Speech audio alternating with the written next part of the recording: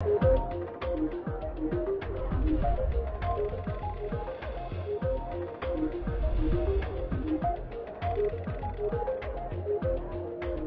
Council for Ethiopian Diaspora Action, that's CEDA, is planning to visit Ethiopia soon, mobilizing the diaspora communities as a token of allegiance to the people and government of Ethiopia, and also to visit mega projects in the country, including the Grand Ethiopian Renaissance Dam. In this connection, I'm going to spend some time with Nebiyu Asfaw, who is the co-founder of Ethio America Development Council and the partner of CEDA. In this edition of Addis Dialogue, with me, Shifarao Lakau, do stay with us. All right, Nebiyu, thank you so much for your time and also for being with me. Thank you, Shifarao. Thank you for having me here, and it's an honor. I'm happy to be here. All right. Now, I've learned from your bio that you are the co-founder of the Ethio American Development Council, doing a great deal of digital diplomacy, and also the partner of the Council for Ethiopian Diaspora Action, otherwise known as CEDA. What are some of the major tasks that you are doing now? Yeah, the Ethio American Development Council, it's a grassroots organization based in Colorado that strives to advance the human rights, political, educational, social, and economic interest of Ethio Americans and Ethiopians. We formally branded as the EADC in 2018, but our advocacy work goes back over a decade. We work closely with local and national elected officials, from city council to mayor to governor, all the way to congressional representatives. So we recognize digital diplomacy to be the cornerstone of today's politics, public relation, and international affairs. So we put a lot of emphasis on that. And we believe it's very important for our communities and the diaspora and also in Ethiopia to be active participant. Particularly, we're focused in creating awareness and actively working on onboarding more of our communities and defining a strategy to amplify the voice of our communities. So we work with different partners. I want to mention first, we do a lot of collaborative work with the American Ethiopian Public Affairs Committee, AEPAC. It's an organization that's dedicated to promote a friendly relation between Ethiopia and the United States. And one of our partners that we're extremely excited about is the Council for Ethiopian Diaspora Action, which is CEDA.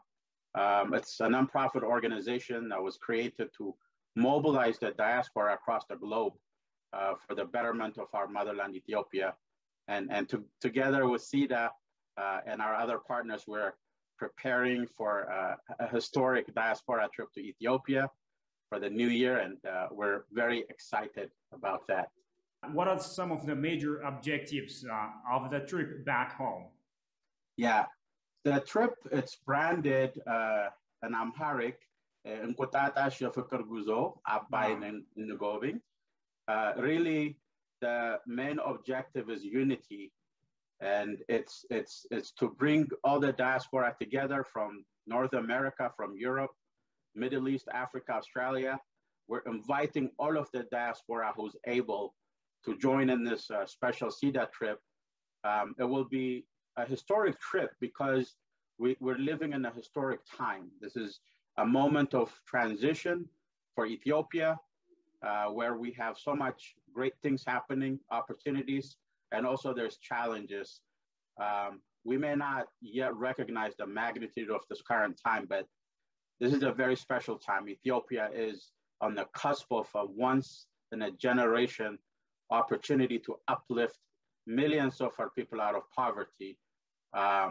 So one of the focus will be the GERD. We'll be doing a visit to the GERD. It's the pride and the symbol of Ethiopia, uplifting her people out of poverty.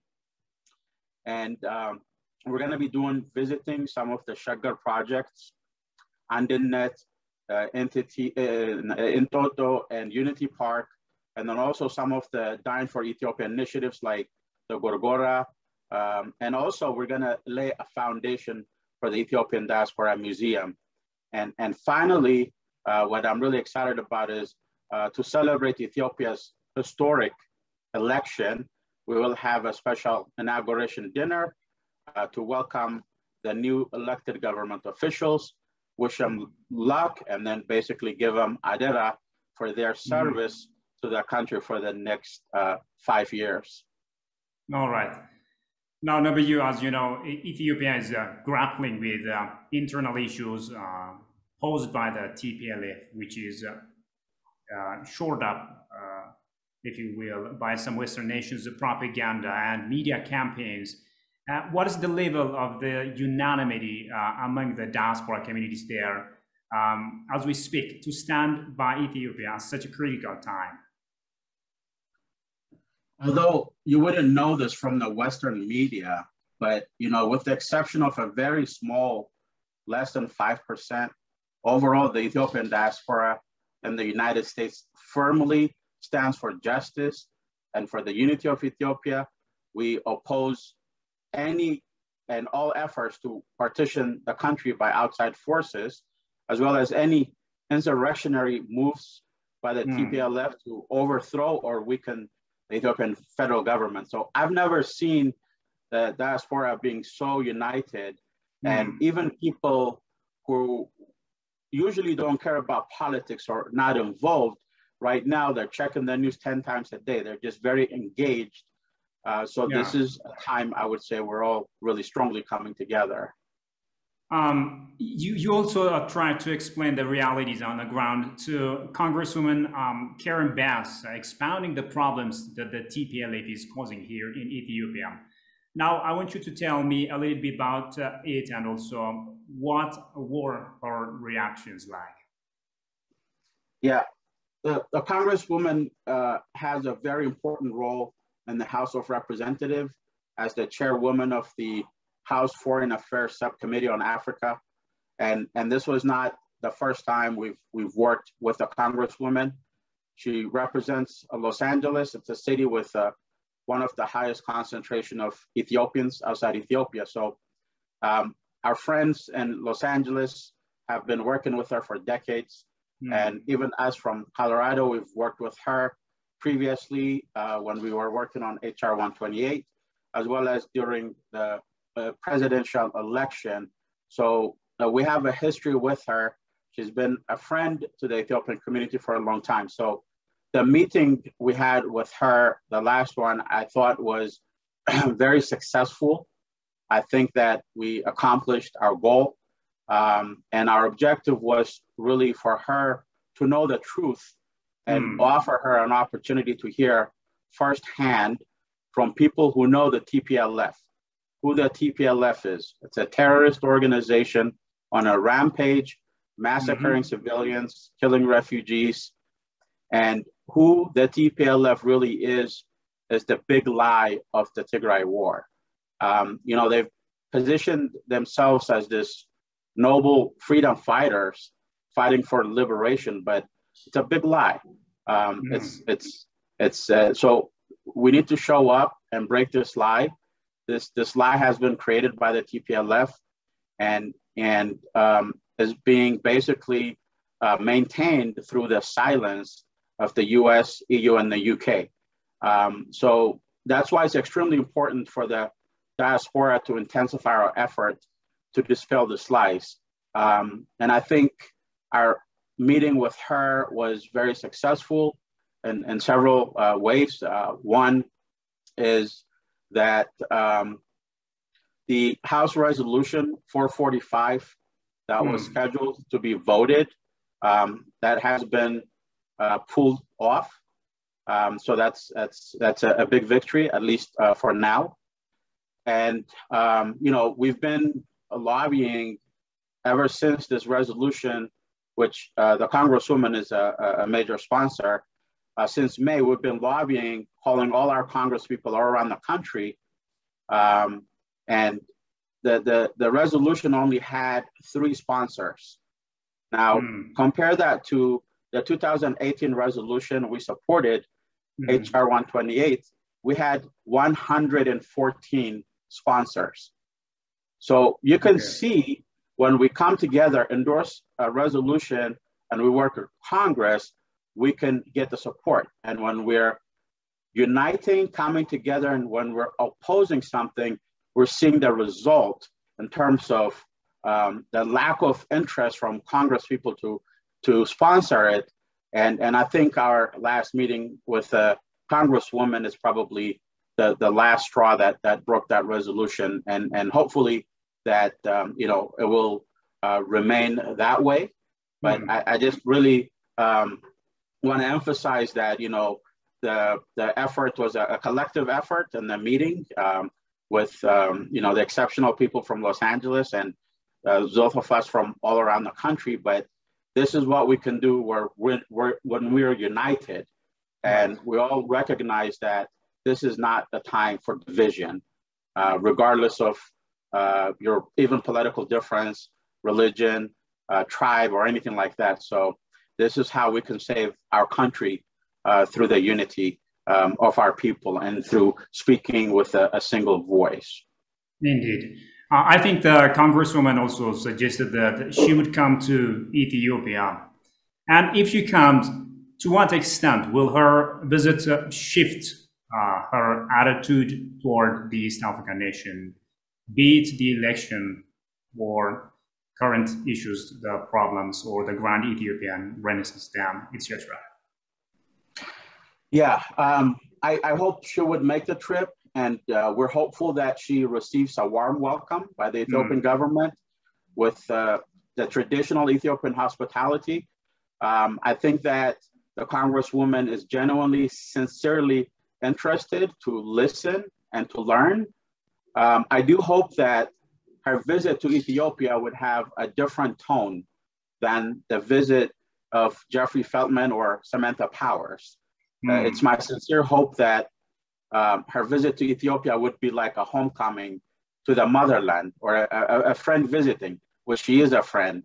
So I hope that her genuine desire to listen and learn will also be welcomed, because I think, the problem we run into when Western officials visit Africa, not just Ethiopia, is that they tend to treat us like children, with no respect given to sovereignty as people and as free nations. They come to Africa, they show no interest to learn. Instead, we get a lecture and they act as an authority figure to dictate terms. Well, this will not work in Ethiopia because we're not a colony of anyone. So I think words matter, statements matter, showing respect matter. In the case of Ethiopia, some American officials have done more harm than good with unnecessary and inflammatory statements that at best show ignorance and, at worst, supremacy and utter disrespect. So this must be recognized if there is a genuine desire to help. I don't expect this to be the case with the Congresswoman. She's genuinely interested. So I hope that she's given the opportunity and the transparency that's needed for her really to firsthand learn of the reality on the ground and really work with the Ethiopian people and the Ethiopian government to help us transition out of the current crisis. All right. Let's also talk about some media outlets, some global media outlets that have opened, as you know, unfair and orchestrated international media attacks on Ethiopia following Prime Minister Abiy Ahmed's recent call to all Ethiopians to guard their nation from further incursions and hostility of the terrorist group TPLF. What kind of roles should be played by the diaspora, including yourself, in helping refute such allegations? I think this is a very, very important subject. because it's become apparent that the entire Tigray conflict, at its heart, is an information warfare with truly horrific, real world consequences. Right. The problem is that the media is getting it wrong because they don't know the TPLF. We Ethiopians know the TPLF, but a lot of the media don't know the TPLF. And the TPLF they're gifted liars who are master manipulators of media, facts, diplomats, academics, and governments. So, the diaspora has a special responsibility to challenge the media disinformation that has so badly been misrepresenting the situation in Ethiopia and creating this false narrative. I would say that while we are trying, we've had some success. For example, here in Denver, we've been getting some op-eds published in the local papers. There's been some other cities where that's happening, and we're going to have more and more.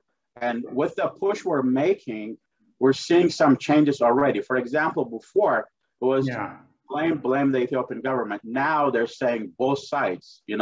Hopefully the next step would be they would acknowledge that the TPLF is a destructive terrorist organization. So we really have to work very hard.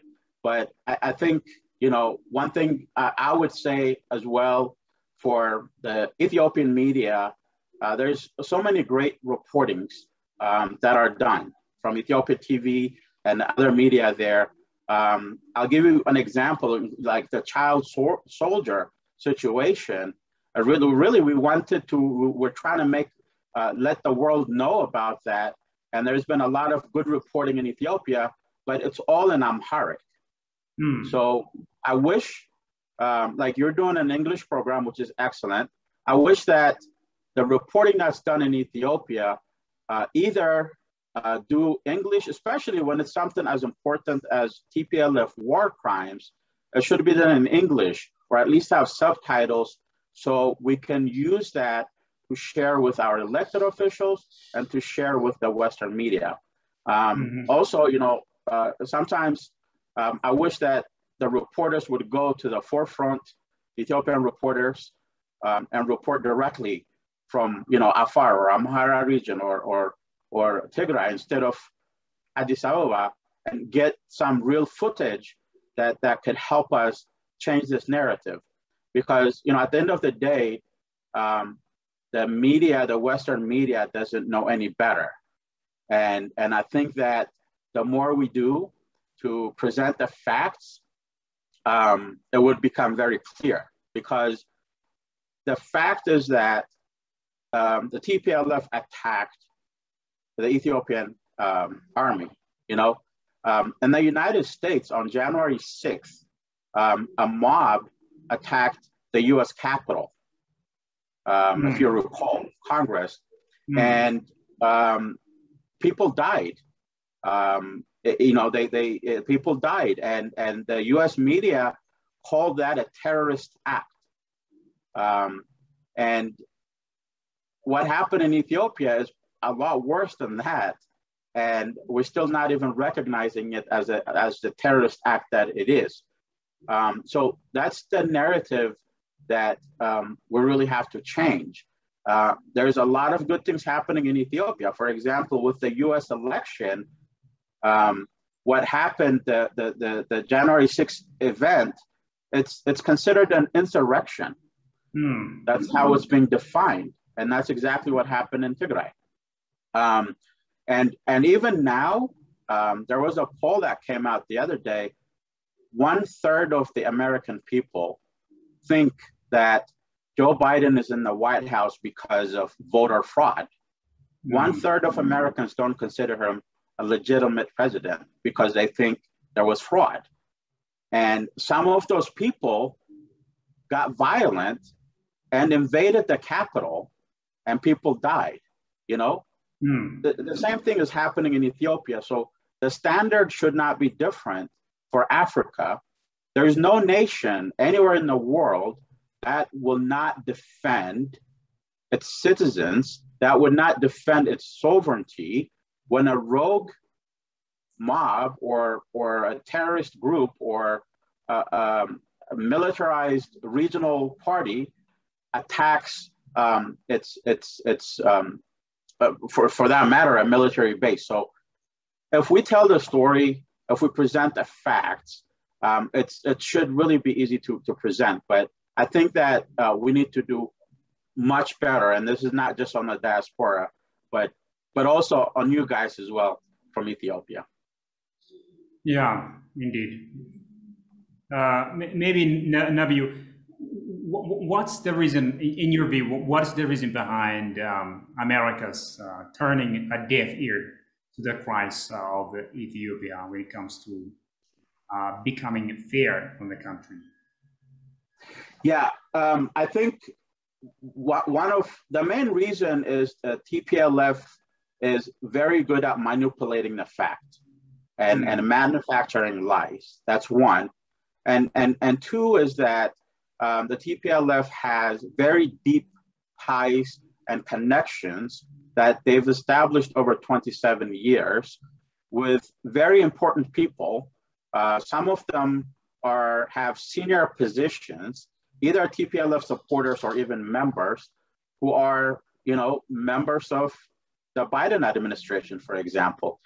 There are TPLF supporters who are in senior positions at the United Nations, at Amnesty International. All that plays into it. Also, for 27 years, the United States has invested billions and billions of dollars on the TPLF. That there is that relationship with the TPLF. So that plays into it. And also a lot of the journalists don't have the institutional knowledge or the historic context. A lot of the Western journalists now are young, so they don't know anything. So, they're just going to bounce off of each other. For example, the other day, this week, Amnesty International came up with a report of allegations from 6 months ago. It's being reported again like a new story. Amnesty started it, and then one news media, and then the other, they just keep repeating it. All of a sudden, there is no news about the massacre of civilians and children in Afar. There is no news about the killing of civilians in Amhara and the displacement of 500,000 people. Not a single news about that. But we're talking about rape allegations from 6 months ago. Now, the rape allegations are very serious, and the investigation is being done, and those who committed those crimes have to be prosecuted. But the balance is that it's almost as if they don't want to say anything bad or criticize the TPLF. And I think it's changing, and I think that it will change, but it will require work.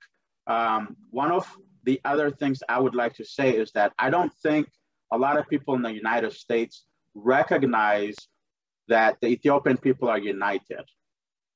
There is a perception that we're divided. You have, people organized by tribe. You have a Tigray group, Amhara group, Oromo group, all this. So they think we're divided. But the truth is that when it comes to country, when it comes to Ethiopia, it's all about Ethiopia first. Because no one, even people who don't like this government, don't want the TPLF to come back. We're terrified of the TPLF. So with that, we're united. And the more and more we show this unity, I think that minds will be changed. And I think the more and more information is shared from Ethiopia in English in a way that the Western audience can understand it, that would, I think, will change the dynamic, the paradigm to reflect more of the truth or to be objective. Right, indeed. Let's also talk about the Grand Ethiopian Renaissance Dam. Now that Ethiopia has successfully conducted the second filling of its colossal dam. What's the level of enthusiasm, if you will, among the diaspora communities to shore up or to keep on to sustain the support of this mega project? It's incredible. It's absolutely incredible. You know, the GERD, the dam. This was also another challenge we overcame, even diplomatically, because Egypt was doing a lot of lobbying to turn the United States against us, and this was one of our first political efforts, is to get Ethiopia's right respected, and for the United States to stand with Ethiopia. And we've had many Congress people that helped us, like Congressman Jason Crow from Colorado, that really stood up for us on the issue of the GERD. So it's very important, and what makes it more important is not only is this our way of saying enough to poverty, it's our way of uplifting our people out of poverty. This is a project that's financed 100% by our people, 100%. And that's really something that we're extremely proud of. Yeah. And I think that many of us consider this as our time of like building Lalibela, like our ancestors built Lalibela and GERD. And this is our generation's way. Some also call it the second victory of Adwa. Absolutely, absolutely. And it's not just pride for Ethiopia. This is going to change the lives of several countries around Ethiopia. So this is really a project, an African project that's going to benefit over 200 million people. So, you know, this is huge. This is huge. And to think that the whole world was against us, the World Bank, the IMF, no one would even give us a loan on it or any financial help, you know, for Ethiopia to come through and build such a huge infrastructure. It's just incredible. And finally, before you go, as you know, Ethiopia is gearing up towards its new year festivity, and you as a chair of the Ethio-American Development Council, and also as an Ethiopian, what are your future plans, and what are your messages to Ethiopians here and also abroad? We're going to celebrate the new year. We're going to celebrate, you know, hopefully in Ethiopia. But, you know, my message for the new year would be to turn the chapter in Ethiopia and to strengthen our unity. And, you know, this is not the time for division. And I'm hoping that my message would be for us to unite. The minute we're divided, none of us have power, all of us lose. So my message for the new year is to stand together. And just like you mentioned Ottawa, you know, during Ottawa, we did not defeat the Italians because we had bigger guns. We didn't defeat them because we had technology. We were fighting with spears and sword. They were fighting with modern weapons, but we still won because we had one thing, and that was unity. And for the new year, my wish is for us to put our differences aside and to be united. And as Ethiopia goes, so goes Africa. So as we're united, Africa would also benefit from us. Our unity is contagious. It will, you know, the whole Horn of Africa. But you know, we plan to celebrate the new year and to continue to work advocating for Ethiopia and our people. Indeed.